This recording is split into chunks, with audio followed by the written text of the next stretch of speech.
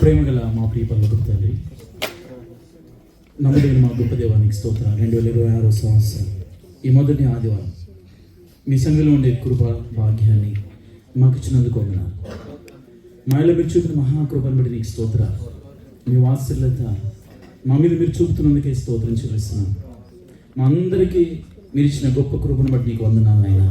కూడి వచ్చిన పిల్లలందరినీ బట్టి నీకు స్తోత్రాలు. ఈ సమయంలో ఈ వాక్యం కొరకు మేము ఎదురు చూస్తున్నాం. దయచేసి మాతో మాట్లాడండి, మీ స్వరాన్ని మాకు వినిపించండి. మా అందరినీ కూడా మీరు దర్శించండి. మీ పిల్లలు అనేక మంది సమస్యల్లో వచ్చారు నాయన, వారి సమస్యల నుంచి విడిపించండి అయ్యా. సమాధానం లేకుండా వచ్చారు, సమాధానాన్ని కలిగి చేయండి.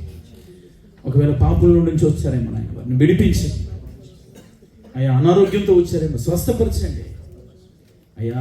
కనికరించండి. కన్నీళ్లతో వచ్చారు నీ పిల్లలు, వారి కన్నీటిని తొడవండి నాయన. తల్లి వలె తండ్రి వలె మమ్మల్ని ప్రేమించే దేవుడు, మా కొరకు ప్రాణం ఇచ్చిన గొప్ప దేవుడు, నీ బిడ్డలందరినీ కూడా మీరు దర్శించండి. నీ వాక్కు చేత మా జీవితాన్ని మార్చండి. 2025లో ఉన్నట్టు మేము ఉండకూడదు నాయన.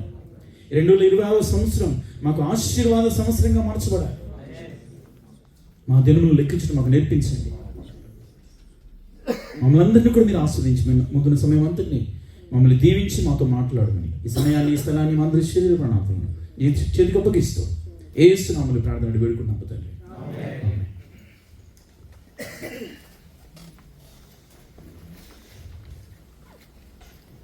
ప్రేమ దేవుని పిల్లలారా, మా రక్షకుడిని యేసుక్రీస్తు నామములో మరోసారి మీ అందరికీ వందనాలు.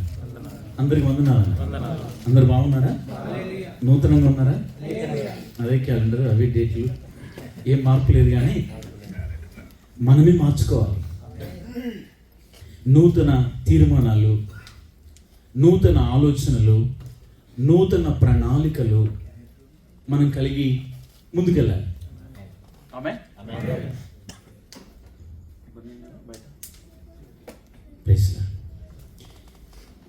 रवि भाई आया और दूसरा भी आया, आपके लिए भी बात करने के लिए सोच रहा है, लेकिन टाइम नहीं है इतना.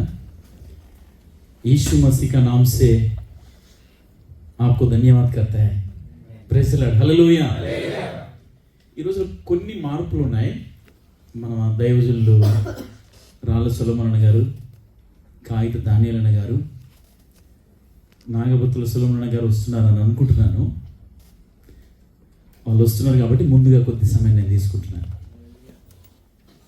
అందుకోసం ముందే తామసన ద్వారా ప్రకటనలు తెలియజేశాను. ఆమేన్. ఈ సంవత్సరం దేవుడు మనకు మన సంఘానికి ఇచ్చినటువంటి వాగ్దానం హెబ్రీయులకు రాసిన పత్రిక 6వ అధ్యాయము 14వ వచనం మనందరం చదువుకుందాం.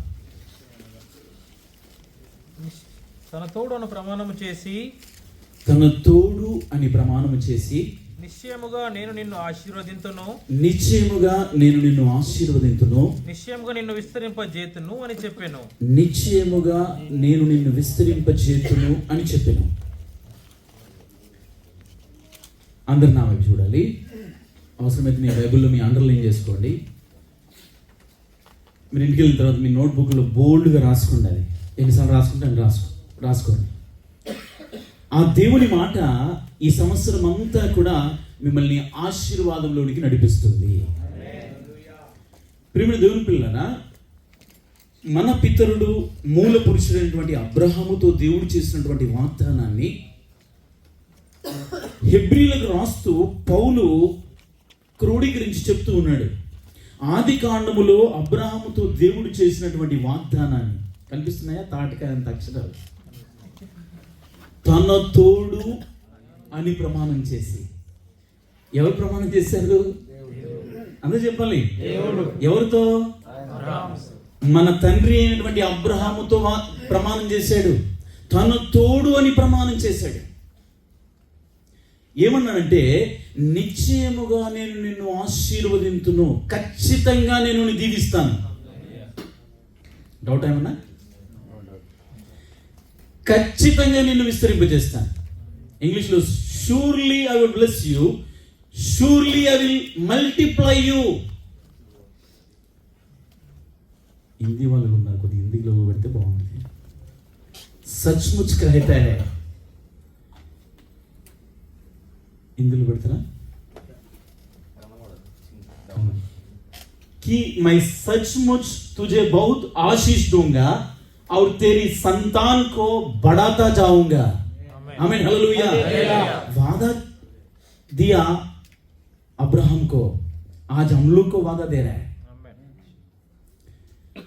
నా ప్రియమైన దేవుని పిల్లరా, ఈ రోజున ప్రభువు మన సంఘానికి ఇస్తున్నటువంటి ఈ వాగ్దానాన్ని మనందరం కూడా మన హృదయాల్లో భద్రపరచుకోవాలి, మన హృదయమైన పలక మీద రాసుకోవాలి. మనుషులు వాగ్దానం చేస్తే, మనుషులు మాట ఇస్తే మర్చిపోతారు, మార్చుకుంటారు. ఉదయాన్నే ప్రమాణం చేస్తారు, ఉదయాన్నే మాట ఇస్తారు, సాయంకాలం వరకు మర్చిపోతారు, మాటను మార్చుకుంటారు. కానీ దేవుడు మార్చుకునేవాడు కాదు. తన తోడు అని ప్రమాణం చేశాడు. ఈ రోజున మనందరం కూడా విశ్వాసము ద్వారా నీతిమంతులుగా తీర్చబడ్డాం, మన పితరుడైనటువంటి అబ్రాహాము వలె. అబ్రాహాము దేవుని నమ్మెను, అది అతనికి నీతిగా ఎంచబడెను. అబ్రాహాము విశ్వాసము ద్వారా నీతిమంతుడిగా తీర్చబడ్డారు. మనం కూడా ఎలా తీర్చబడుతున్నాం? ఈ తీర్చబడటం అనే మాట చట్టానికి సంబంధించి కోర్టులో వాడతారు కదా, జస్టిఫికేషన్ ఇంగ్లీష్లో. జస్టిఫికేషన్, నీతిమంతులుగా మనం తీర్చబడ్డాం. అబ్రహాము కూడా విశ్వాసము ద్వారా నీతిమంతుడిగా తీర్చబడ్డాడు. అందుకోసమే అబ్రహాం పేరేంటంటే విశ్వాసులకు తండ్రి. ఎవరికి తండ్రి అంట? నేను ఎప్పుడు చెప్తూ ఉంటాను, అబ్రహామిక్ కాన్వెంట్ అని, అబ్రహామిక్ ఫ్యామిలీ హౌస్ అని అబుదాబిలో కట్టారని, అబ్రహామిక్ అకార్డ్స్ అని. ఈ రోజున ప్రపంచం అంతా కూడా మారుమోగుతుంది అబ్రహాం గారి పేరు. ఏ దేశమైనా ఈ రోజున ఆ ఇజ్రాయేల్తో ఈ యుఏఈ 2020లో ఒప్పందం చేసుకుంది. ఆ ఒప్పందం ప్రకారంగా నిలబడింది. అమెరికా కూడా నిలబడుతుంది. దాని ద్వారానే, అబ్రహామిక్ అకౌంట్స్ ద్వారానే ఈ రోజున దేశాల మీద యుద్ధాలు జరుగుతున్నాయి. కారణం ఏంటంటే అబ్రహాము అందరికీ మూల పురుషుడు. ఆయన యూదులకు, ముస్లింలకి, క్రైస్తవులకి. అందుకోసం అక్కడ అబుదాబిలో 3 కట్టారు. చర్చ్ అక్కడే ఉంది, మసీద్ అక్కడే ఉంది, యూదుల సెనగోగు అక్కడే ఉంది. ఈ మధ్య వెళ్ళి నేను చూసి సంతోషించాను.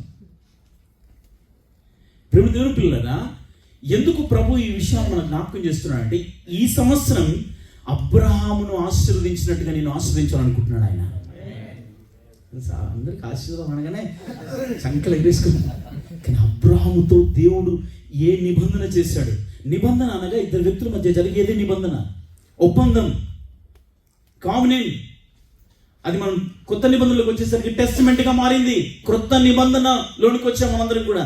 పాత నిబంధనలో అబ్రహాముతో దేవుడు నిబంధన చేశాడు, దట్ ఈస్ ఓల్డ్ కావెనెంట్. ఇప్పుడు మనం కొత్త నిబంధనలో ఉన్నాం. అబ్రహాము ద్వారా చేసినటువంటి ఆ నిబంధనను ఈ రోజున మనందరం నేర్చుకొని అబ్రహాము వలె మనందరం కూడా ఆశీర్వదించబడాలి. విశ్వాసులకు తండ్రి అని చెప్పాం కదా, అందరూ చెప్పండి. ఎవరైనా మనం ఆయన పిల్లలం కదా. అబ్రహాము పిల్లలైతే తండ్రి చేసినట్టుగానే విశ్వాసపు క్రియలు చేయాలి. అబ్రహాము వలె మనం కూడా నడుచుకోవాలి. అబ్రహాముకు వచ్చినట్టు మనకు రాలేదంతా. వచ్చిన అన్ని కష్టాలు వచ్చాయా? చదువుకుందాం. ఆదికాండం 17వ అధ్యాయం మొదటి నుంచి చదువుతారా?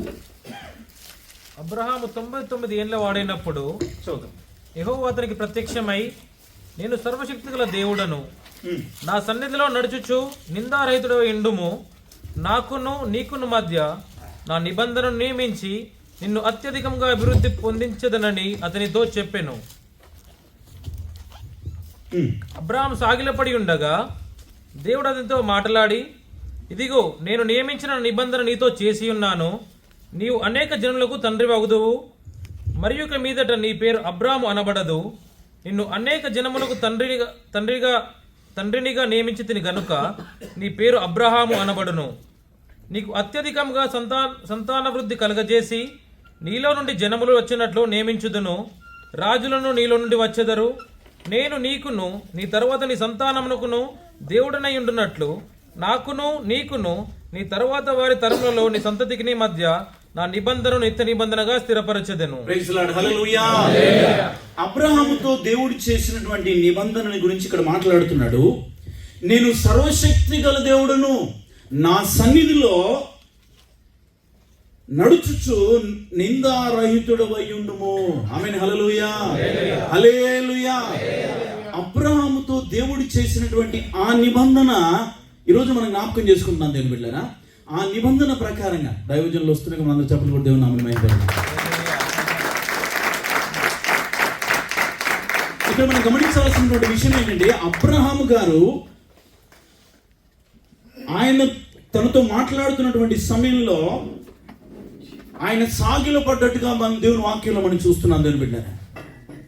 శరీరం ఆయనకు సహకరించకుండా అంత వయసులో ఉండి కూడా దేవునితో నిబంధన చేస్తున్నాడు కాబట్టి అబ్రహాము ఆశీర్వదించబడ్డాడు దేవుని బిడ్డలారా.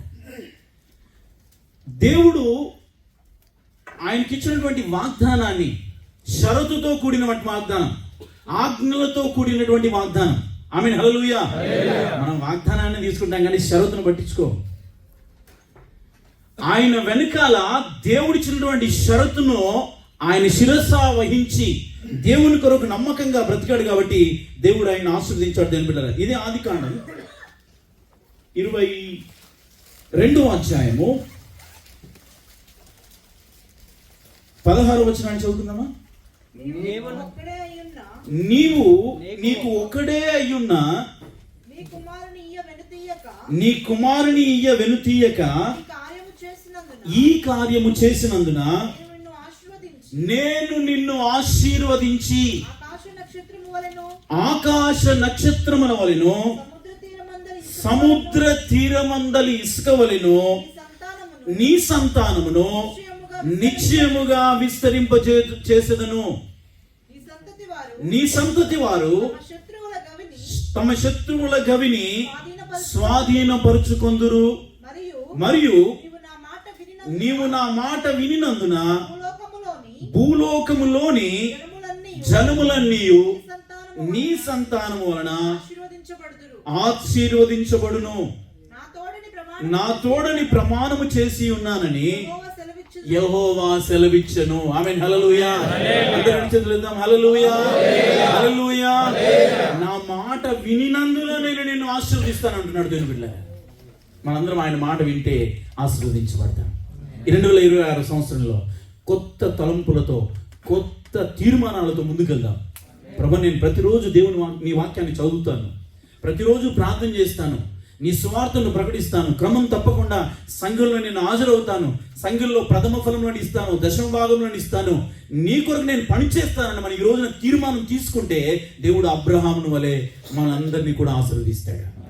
ఆమేన్, హల్లెలూయా. నేను ముగిస్తాను దేవుళ్ళ దైవ సేవకులకు సమయం అప్పగిస్తాను. ఒక చిన్న పల్లె పాడి మనము దైవ సేవకులకు ఈ సమయాన్ని అప్పగిద్దాం.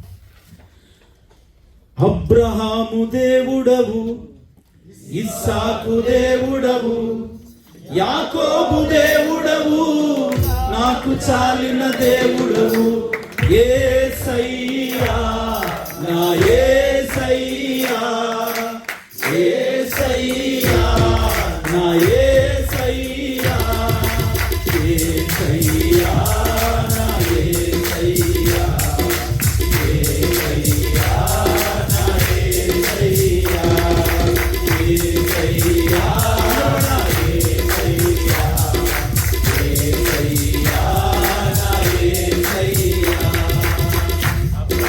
విశ్వాసముతో స్వదేశం విడచెను, పునాదులు గల పట్టణముకై వేచి జీవించెను.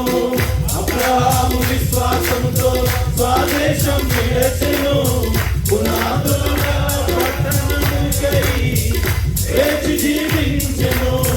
అబ్రహాముకు చాలిన దేవుడ నీవేనయ్యా, అబ్రహాముకు చాలిన దేవుడ నీవేనయ్యా, యేసయ్యా, నా యేసయ్యా, యేసయ్యా, నా యేసయ్యా, యేసయ్యా, నా యేసయ్యా,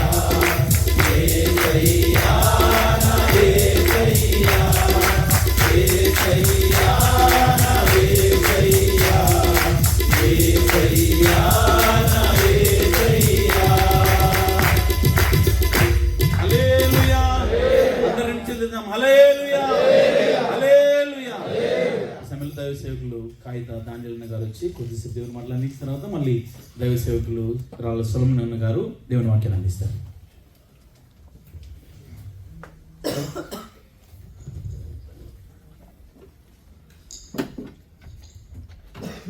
షాలో దేవుని నామానికి మహిమ కలుగును గాక. దేవుని నామానికి మహిమ కలుగును గాక. కొత్త సంవత్సరం అండి ఇది, మొదటి పునరుత్థాన ఆరాధన ఇది, అంతేనా? దేవునికి స్తోత్రం. హల్లెలూయా, హల్లెలూయా. చాలా సంతోషం. మీకందరికి కూడా నూతన సంవత్సర శుభాకాంక్షలు తెలియజేస్తూ ఉన్నా. చక్కని ఆరాధన రావాలని ఉంటుంది మాకు, కానీ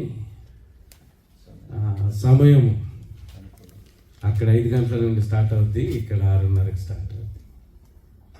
దాన్ని బట్టి ఇబ్బంది అవుతుంది. మాకు ఎప్పటికో రావాలని ఉంటుంది, కనీసం 2 నెలలకు ఒకసారైనా మిమ్మల్ని చూడాలని, కానీ పరిస్థితులు అలాగ చేస్తూ ఉన్నాయి. దేవునికి స్తోత్రం.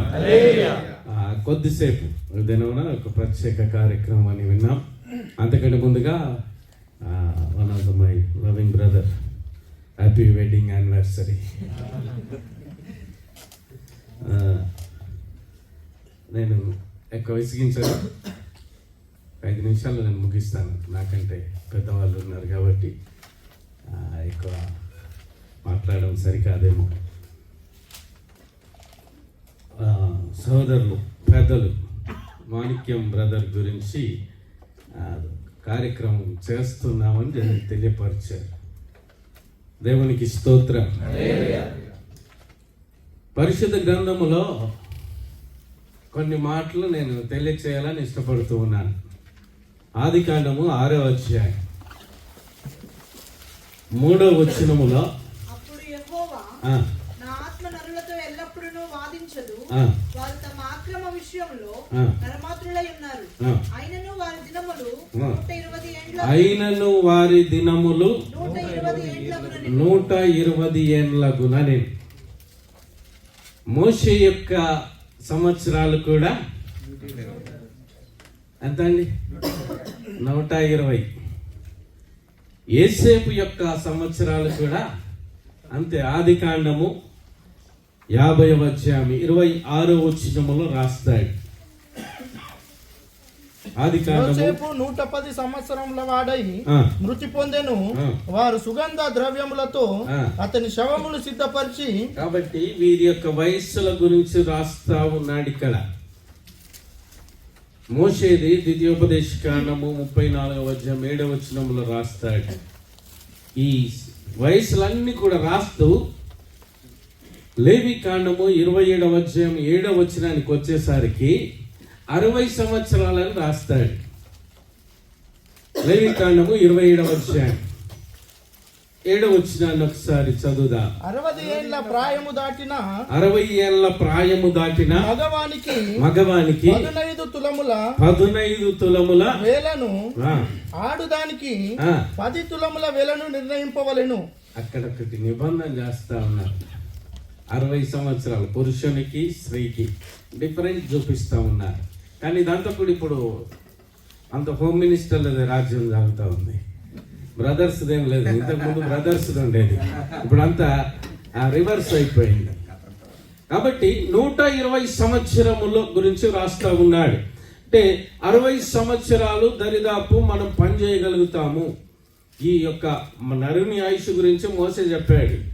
70 సంవత్సరములు అధిక బలం ఉన్న ఎడల అది కూడా దుఃఖమే, కష్టమే. కానీ చెప్పినటువంటి వ్యక్తే 120 సంవత్సరాలు బ్రతికాడు. దేవునికి స్తోత్రం. సో 60 సంవత్సరాల వరకు మనకు కూడా కొన్ని విధానాలు ఉంటాయి. 1 నుండి 20 వరకు బాల్య వయస్సు అంటారు, 20 నుండి 40 వరకు యవన వయస్సు అంటారు, 40 నుండి 60 వరకు బాధ్యత కలిగినటువంటి మనస్సు అంటారు. కాబట్టి ఈ 60 తర్వాత మనం చేయవలసినటువంటి పని, దేవుడు మనల్ని ఎప్పుడు కూడా విడిచిపెట్టేటటువంటి వాడు కాడు. మనకు సంవత్సరాలు ఎన్ని వచ్చినా ఎంత వచ్చినా ఆయన మనల్ని కాపాడేటటువంటి దేవుడే, మనల్ని విడిచిపెట్టేటటువంటి దేవుడు కాడు. యెషయా గ్రంథము 46:3 చంక పెట్టుకొనిన వారలారా అంటాడు. అంటే మనము పుట్టినది మొదలుకొని ఆయన మనల్ని ఎత్తుకునేటటువంటి దేవుడు. 49 యెషయా గ్రంథము 1 అంటాడు, తల్లి ఒడిలో పెట్టుకున్నది మొదలుకొని జ్ఞాపకము చేసుకొనెను. వాడిగల ఖడ్గముగా ఆయన చేసి ఉన్నాడు. తన చేతి నీడలో నన్ను దాచి ఉన్నాడు. నన్ను వెలుగుపెట్టి అంబుగా చేసి దేవునికి స్తోత్రం. అంబుల పొదిలో మూసిపెట్టి ఉన్నాడు. ఆ రీతిగా దేవుడు తన అంబుల పొదిలో మనల్ని కాపాడేటటువంటి దేవుడు, మనతో ఉండేటటువంటి దేవుడు. కాబట్టి కీర్తనకాడు అందుకొరకే వ్రాస్తా ఉన్నాడు 22వ కీర్తన 10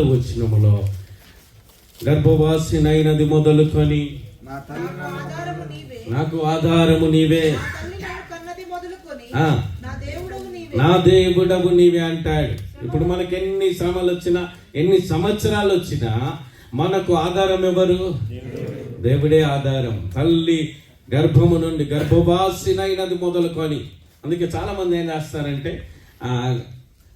సిస్టర్స్, తల్లులు గర్భము ధరించినప్పుడు తల్లి బిడ్డ వేరు పడు వరకు వారిద్దరికి మంచి ఆరోగ్యము దయచేయని ప్రార్థన చేస్తారు. అంటే గర్భములో ఉన్నప్పుడే దేవుడు చూసేటటువంటి దేవుడు. ఇర్మియాతో అదే మాట అన్నాడు కదా, నీవు పిండమునై ఉండగా నా కన్నులు నేను చూచెనంటాడు.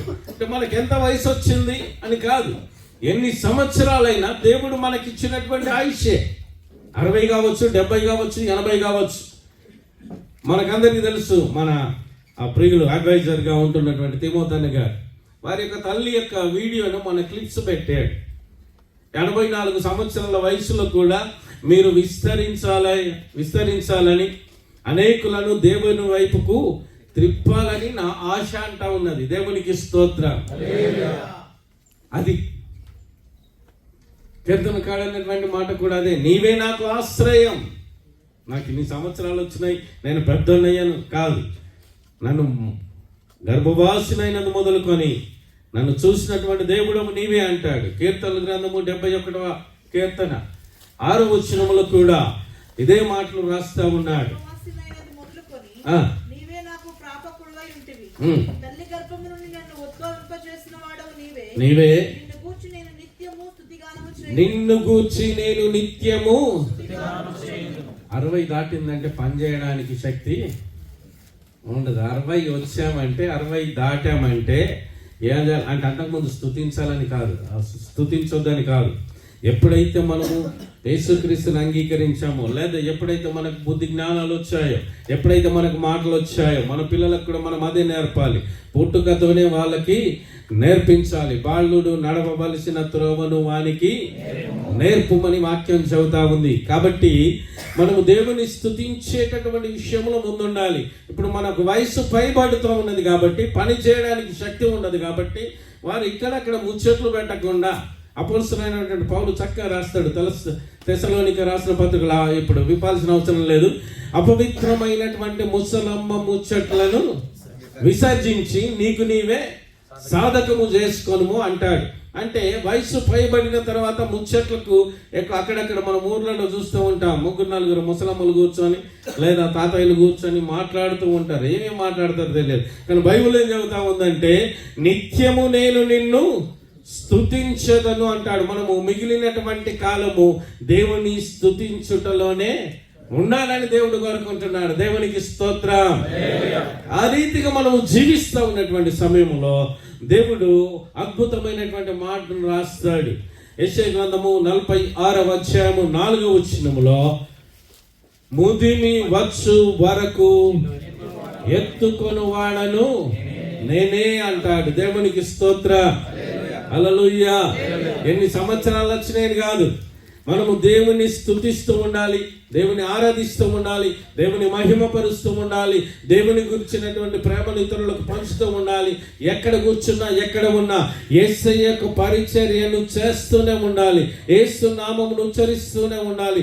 అప్పుడే దేవుడు మనల్ని ఆశీర్వదిస్తాడు, మనల్ని విస్తరింప చేస్తాడు. నేను వస్తూ ఉండగా తమ్ముడు తమ్ముడు ద్వారా దేవుడు మాట్లాడుతూ ఉన్నాడు. అబ్రహాం యొక్క శరీరము మృతతుల్యమైనప్పటికీ, అంటే శరీరము సహకరించినప్పటికి కూడా దేవుని మీద విశ్వాసం ఉంచి దేవునిని వెంబడిస్తూ దేవుడు చెప్పినటువంటి మాటకు లోబడి, దేవుని మాటకు లోబడి విధేయత చూపి దేవుడు చెప్పినట్టు చేసినటువంటి వ్యక్తి అబ్రహాం. దేవునికి స్తోత్రం.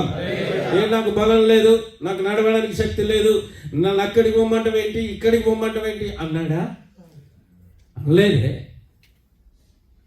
ఎప్పుడు కూడా ఎదురు మాట్లాడలేడు. దేవునికి స్తోత్రం.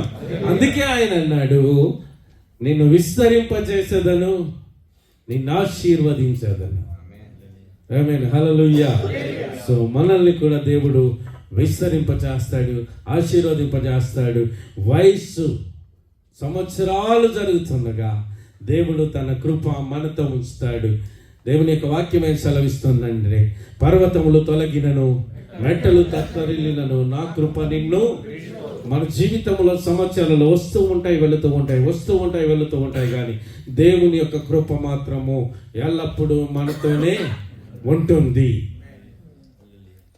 ఆయన మాట విన్నప్పుడు, ఆయనను ఆరాధించినప్పుడు, ఆయనకు లోబడినప్పుడు మిగిలినటువంటి కాలం అంతా కూడా దేవానికి స్తోత్రం అని చెబుతుంది.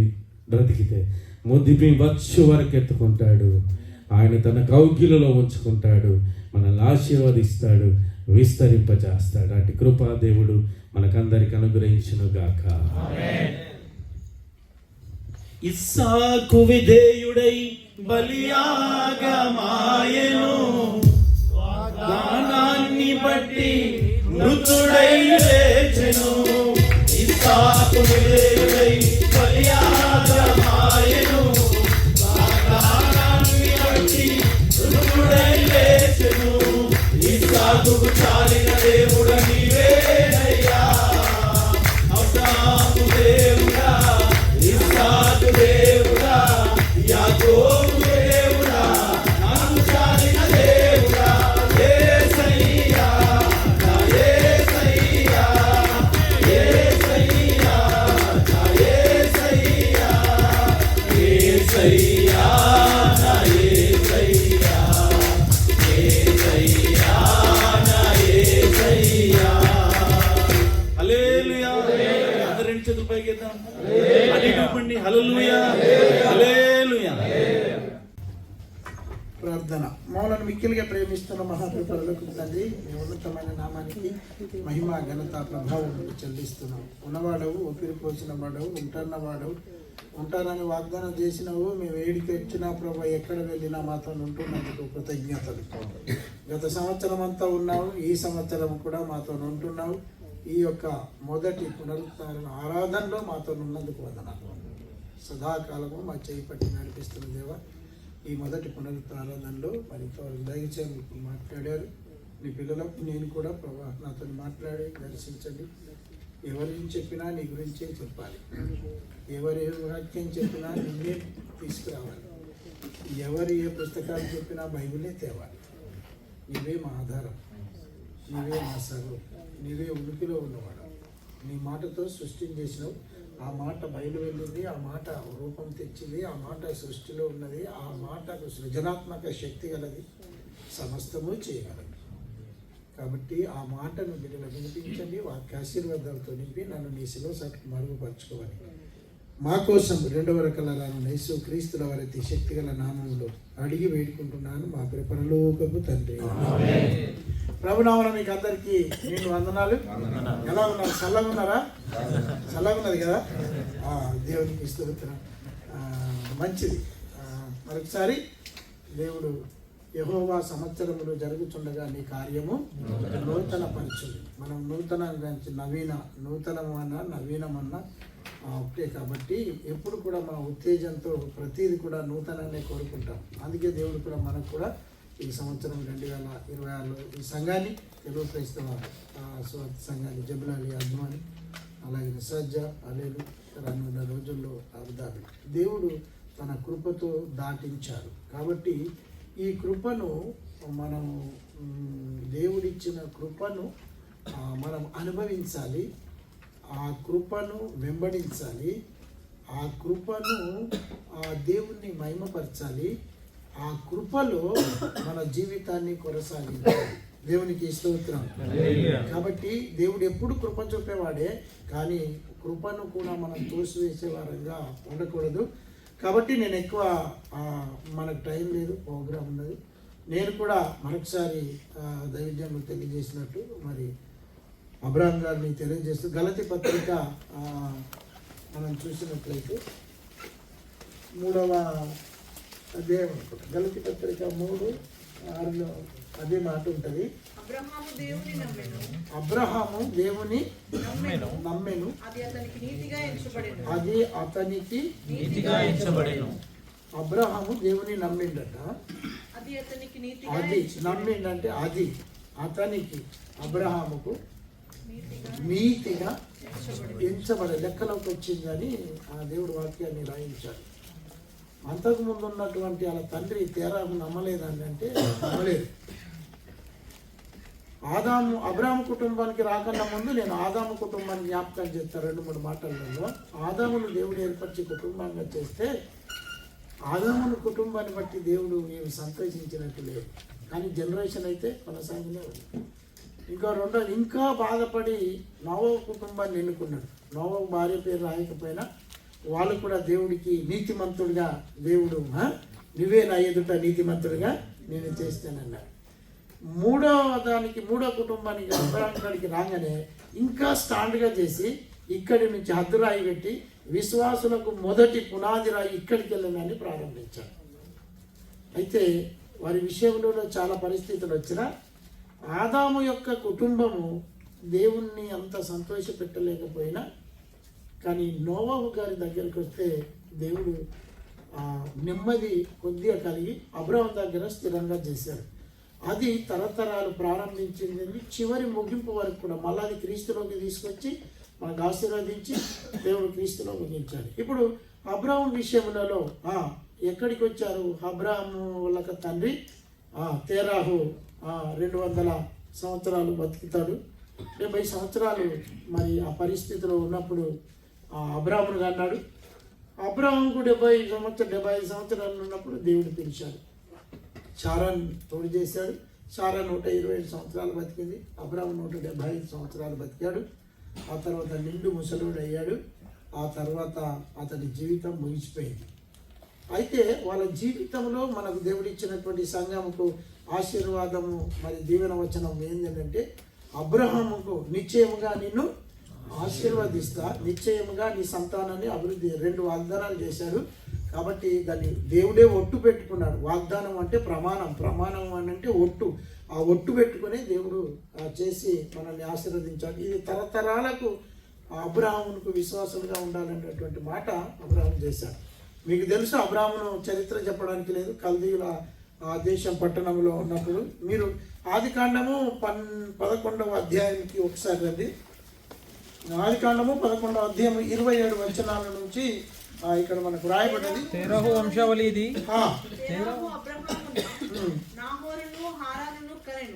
హారాను లోతును కరెను. హారాను తన పుట్టిన దేశమందలి కల్దీల ఊరిని పట్టణములో తన తండ్రి అయిన తేరాహు కంటే మృతి పొందెను. అబ్రహాము నాహోరును వివాహము చేసుకున్నది. అబ్రహాము భార్య పేరు శారాయి, నాహోరు భార్య పేరు మిల్కా. ఆమె మిల్కాకును ఇస్కాకును తండ్రి అయిన హారాను కుమార్తె. శారాయి గొడ్రాలై ఉండెను, ఆమెకు సంతానము లేదు. తేరాహు తన కుమారుడు అబ్రహామును తన కుమారునికి కుమారుడు అనగా హారాను కుమారుడు లోతును తన కుమారుడుగా అబ్రహాము భార్య అయిన శారాయి అను తన కోడలిని తీసుకొని కానానుకు వెళ్ళుటకు కల్దీల ఊరిని పట్టణంలో నుండి వారితో కూడా బయలుదేరి హారాను మట్టుకు వచ్చి అక్కడ నివసించింది. తేరాహు బ్రతికిన దినములు 205 ఏళ్ళు. తేరాహు హారానులో మృతి పొందెను. చాలు. ఈ సంఘటన అంతా జరిగిన తర్వాత అబ్రహామును దేవుడు పిలిచేది. ఈ సంఘటన అంతా జరిగిన తర్వాత అబ్రహామును తేరాహును పిలిచాడు. మీకు ఒక మ్యాప్ ఉంటుంది వెనకాల. ఇగో ఇక్కడ హారాన్ ఉంటుంది, మెసొపొతేమియా ఉంటుంది, ఇక్కడ యూఫ్రాటీసు ఉన్నది, ఇద్దకేలు ఉన్నది, ఇక్కడ పరాతు అని రాస్తారు బైబిల్ ట్రాన్స్లేషన్లో. ఇక్కడ మ్యాప్ ఉంటుంది, మీరు చూడండి. యూఫ్రాటీసు, అక్కడ ఇద్దకేలు, అస్సూరు, మెసొపొతేమియా, హారాను అనేటువంటిది ఉంటుంది. ఇక్కడ హారాను అనేటువంటిది 2 నదుల మధ్య ఉన్నదే మెసొపొతేమియా. మెసొపొతేమియా అంటే 2 నదుల మధ్య ఉన్న పట్టణం అని. దాని కల్దీయులు అని చెప్పారు. దానికి ఆ ప్రాంతానికి ఊర్ అని పేరు పెట్టారు. మెసొపొతేమియా అంటే 2 నదుల మధ్య ఉన్నది. ఈ 2 నదులు ఏంటి? ఇద్దకేలు, యూఫ్రాటీస్. దాన్ని పరాత్ అని రాశారు మన బైబిల్ ట్రాన్స్లేషన్లో. కొన్ని దాంట్లో పరాత్ అని ఉంటుంది, కొన్ని దాంట్లో యూఫ్రాటీస్ అని ఉంటుంది మీ బైబిల్ ట్రాన్స్లేషన్లో రాసినప్పుడు. ఈ 2 నదుల మధ్య మెసొపొతేమియా ఉన్నది. ఉన్నదా? మెసొపొతేమియా ఉన్నది. మెసొపొతేమియా అంటే 2 నదుల మధ్య ఉన్న పట్టణము అని. నది దాటి వచ్చిండు అబ్రాహాము కాబట్టి ఎబ్రీయుడు అన్నాడు. ఎబ్రీయుడు అంటే నది దాటి వచ్చినవాడు అని అర్థం.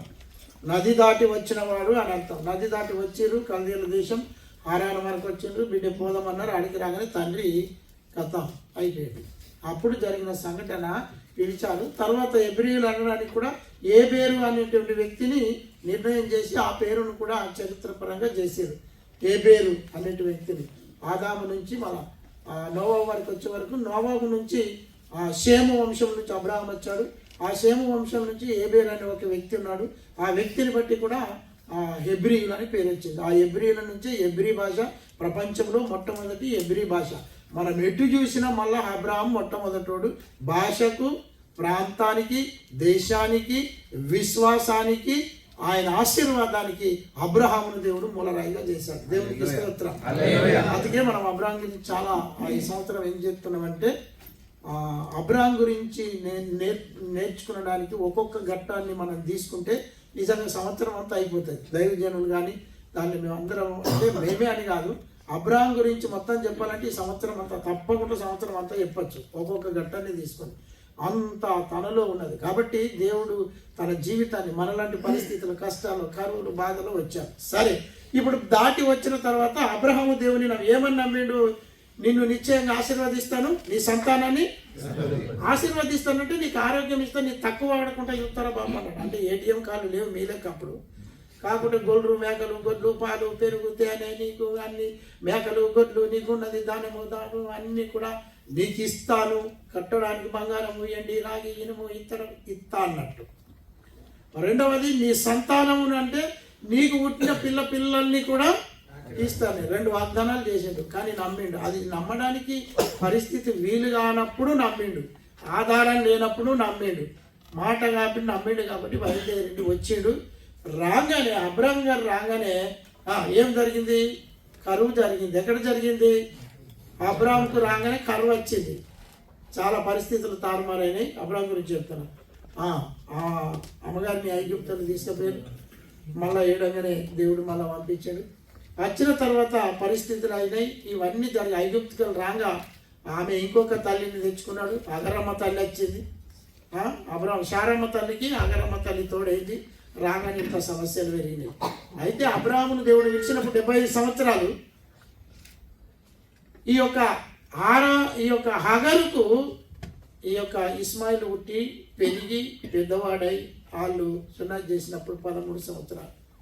ఈయనకు 13 సంవత్సరాలు, ఈయనకు 99 సంవత్సరాలు.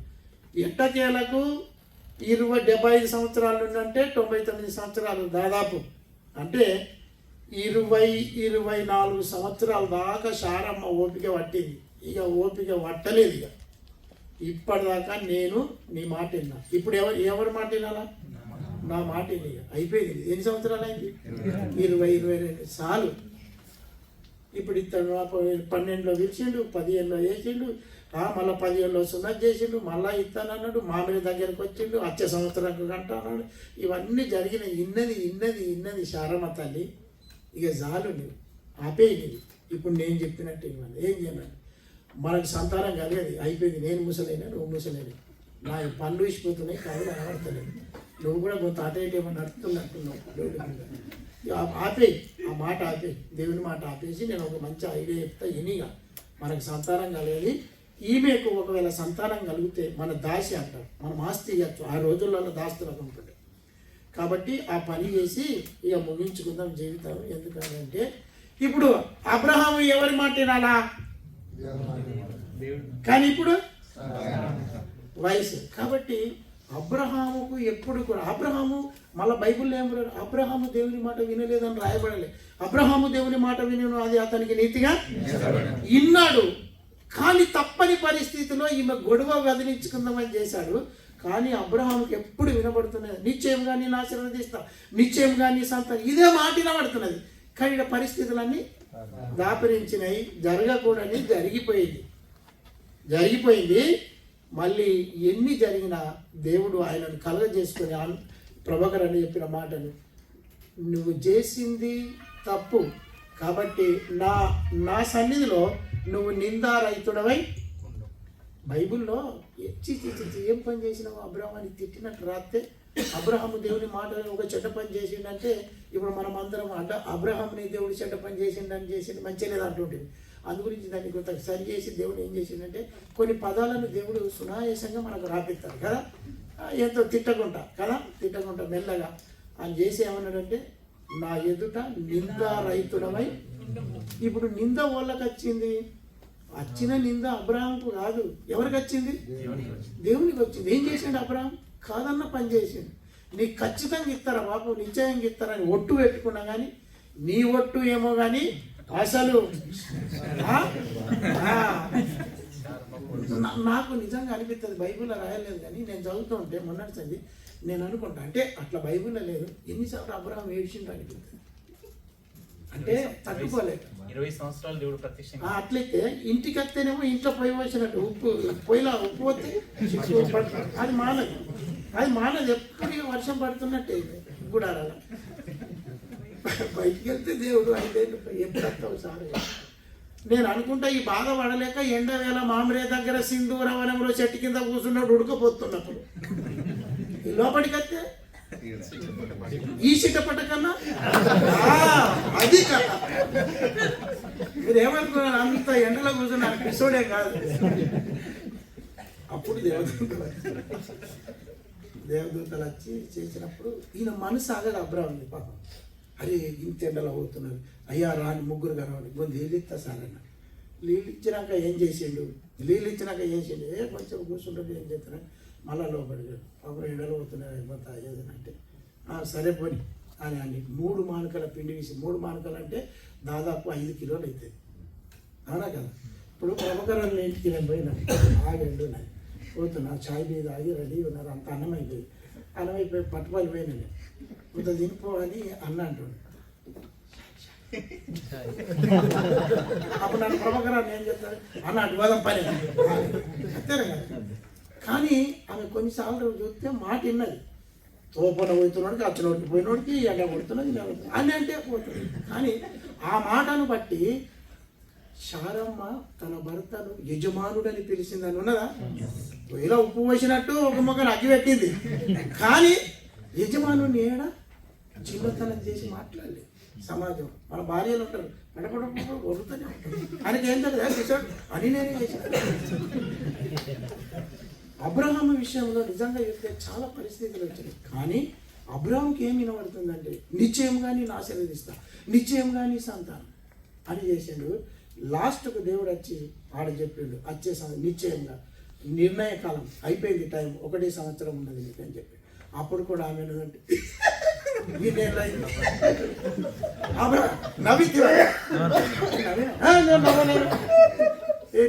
ఇదే మాట అది మళ్ళీ ఇంకా వచ్చే సంవత్సరం కొన్నాక కొసలు వేసినట్టు అన్నది లేదు. అదే ఏమన్నావు దేవుడు పోతూ ఉన్నప్పుడు చెప్పి, దేవుడికి అబ్రహాముకు మీరు చూడండి ఎంత స్నేహితులు ఉంటాయి, ఎన్ని ఉంటుంది. సోదమ గోమరం కాల్చేయడానికి వచ్చిండు, మళ్ళీ ఈ సంగతి చెప్పాడు. ఏమంటాడంటే, ఈయనకు చెప్పకుండా నేను ఏమన్నా చేస్తాను. ఏం మాటలా, నేను ఈ పట్టణానికి అలవెడితే ఈ అబ్రహాం చెప్పకుండా నేను ఎట్లా చేస్తా? అసలు చెప్పాలని రూల్ ఏమున్నాయి? అబ్రహాం ఏడా దేవుడు ఏడా కదా. మీరు ప్రాణ దోస్తుడికి మీ భార్యకు అన్నీ చెప్తారా? చెప్తారా నిజంగా? మన విశ్వాసము, మన నమ్మకము ఓపెన్గా దేవునికి అబ్రహాం అంత ఓపెన్ ఆట. కాబట్టి అబ్రహాము ఆ విధంగా కలిగినాయి. తప్పకుండా దేవుడు సంతానం ఇచ్చాడు. ఆమె నవ్వింది. షారాయి, ఆమె పేరు షారాయి అని అంటే జగడగొట్టి, నిజంగానే జగడగొట్టాడు. కాబట్టి దేవుడు షారా ఓ రాజకుమార్తె అని పేరు. అబ్రాం అని అంటే గొప్ప తండ్రి. అబ్రహాము నువ్వు జనములకు తండ్రి. కాబట్టి వాళ్ళ జీవితం మారింది. ఆదాము కుటుంబం ఏమి సంతోషం చేయాలి, నోవహు కుటుంబంలోకి వచ్చి దేవుడు నెమ్మది కలిగింది, రక్షణ కూడా. అబ్రహాం కాడికి వచ్చేవరకల్లా దేవుడు కొంత హాయిగా మనసు తెచ్చుకున్నాడు, ఆశీర్వదించాడు. అయినా పరిస్థితులు చాలా దాపరించాయి. కాబట్టి మనం ఏ విషయమైనా దేవుడు చెప్పిన వాగ్దానమును ఒకవేళ నమ్మితే ఆ వాగ్దానాన్ని పట్టుకొని సంవత్సరం అంతా మనం ప్రార్థన చేయాలి. మనం వాగ్దానాలు తీసుకుంటాము, మళ్ళా చెప్తాము, మళ్ళీ ఓళ్ళు చెప్పిందో వింటాము, మళ్ళీ డాక్టర్ చెప్పింది వింటాము, మళ్ళీ ఎవడో చెప్పింది వింటాము, మళ్ళీ చెప్తాము, మళ్ళీ తీసుకుపోయాడు. ఒకవేళ దేవుడు ఏదైనా చెప్తే ఇంటికి వచ్చి సాక్ష్యం చెప్తాను, నేను అనుకున్నా అట్లా జరుగుతుందని. మళ్ళీ ఇంటికి వచ్చే వాగ్దానం అది ఏం పని చెప్పలేదు కాదు. కాబట్టి అబ్రహాము దేవుని నమ్మాను, అది అతనికి నీతిగా. ఇప్పుడు మనం ఎవరిని నమ్మితేమి? అబ్రహామును నమ్మినట్టుగా, మనం అబ్రహాము దేవుని నమ్మినట్టుగా అబ్రహాములో ఉన్నటువంటి ఆశీర్వాదము యేసుక్రీస్తులో మనకి ఇచ్చినట్టుగా మనం ఇప్పుడు యేసుక్రీస్తును నమ్మి పరిశుద్ధ అబ్రహాముకు వాగ్దానం చేసినవన్నీ క్రీస్తులో నెరవేరడానికి, క్రీస్తులో విశ్వసించిన వారికి అందరికీ కూడా ఈ వాగ్దానాలు యేసునామమున తీసుకున్నామని అన్నీ కూడా అవి అన్నీ కూడా నెరవేరి వాగ్దానములన్నీ అవునన్నట్టుగానే ఉన్నవి. దేవునికి స్తోత్రం. మనం కూడా ఒక మాట చెప్తాను, టైం అయిపోయింది. మీరు అదే ఎబ్రీలకు రాసిన పత్రిక 9 కూడా